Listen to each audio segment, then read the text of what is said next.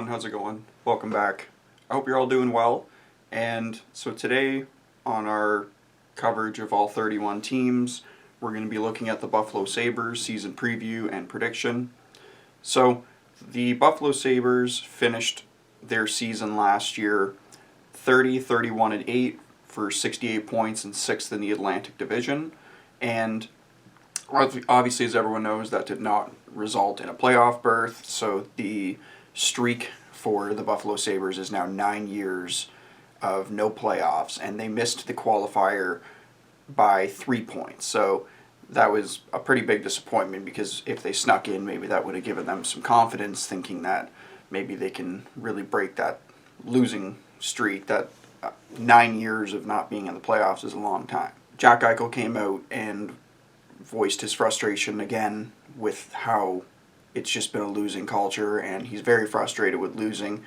I don't think he would be demanding a trade or anything. I really think he's going to give this year a try with Taylor Hall coming in, and it's going to be an opportunity for the Sabres to break out of this slump that they've been in the last 9 years, because their rebuild has been it seems like a never-ending rebuild, and year after year of, oh, this is the year they'll make the playoffs because of this, and this is the year they'll make the playoffs because of that.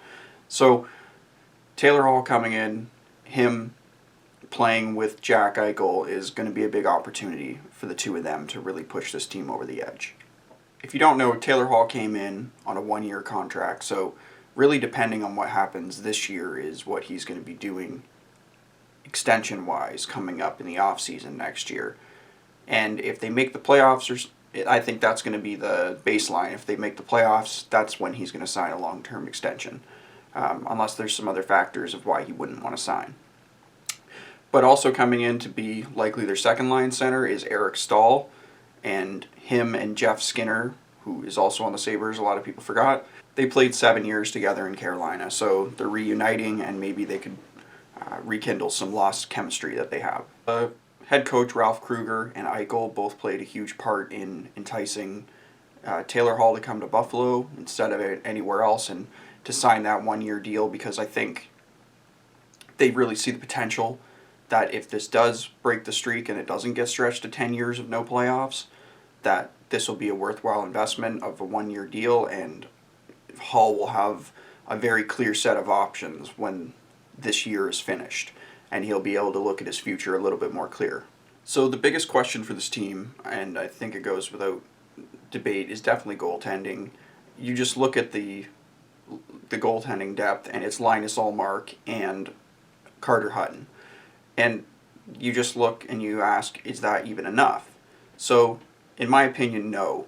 It's on paper not enough. If you had the opportunity to go and get a goalie, you would, but really it's a very soft market for goalies right now, and I think with the addition of Taylor Hall, they made the decision to pay him instead of going out and getting the goalie, and hoping that Linus Ullmark can actually take the starting role and run with it.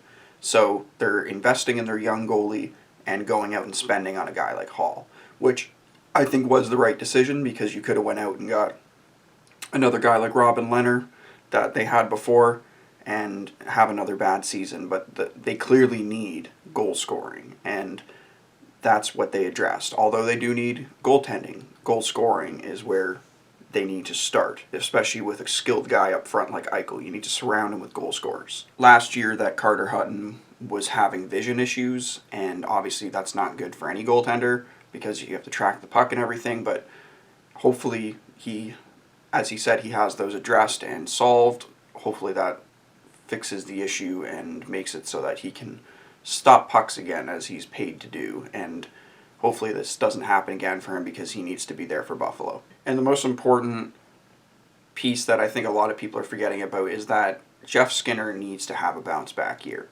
and he needs to have the year like he did in his first year in Buffalo before he got his big extension, because that contract is going to start looking really ugly. Like I said, if the team's producing and he's having an opportunity to play on that first line with Hall and Eichel, that's going to be a huge confidence boost for him, because he showed that he's able to do it. He's shown on bad teams in Carolina and Buffalo now that he's able to produce, and I don't see it being a big issue that he can. I just think that Buffalo, when you're losing, it gets pretty bad and it gets your confidence down and it really brings the mood down. So maybe you don't play with a fire under you like you did before, but regardless, they need to play like that. So my prediction is that they could squeak into the playoffs, but there's too many unknowns and what ifs for me to say yes they will, but it won't surprise me if they do catch the 8th seed. I think they have too much skill up front and too much just skill throughout the lineup that there isn't a chance that they can get that last spot. But if their goaltending doesn't hold up, that will be the death of the Buffalo Sabres for this season. All right, so that's my Buffalo Sabres season preview for 2021. I hope you're enjoying the series so far, and hopefully I can get all these done by the end of December, like I said. Thanks everyone who stopped by. Don't forget to hit like, comment, and subscribe, and I'll see you in the next one.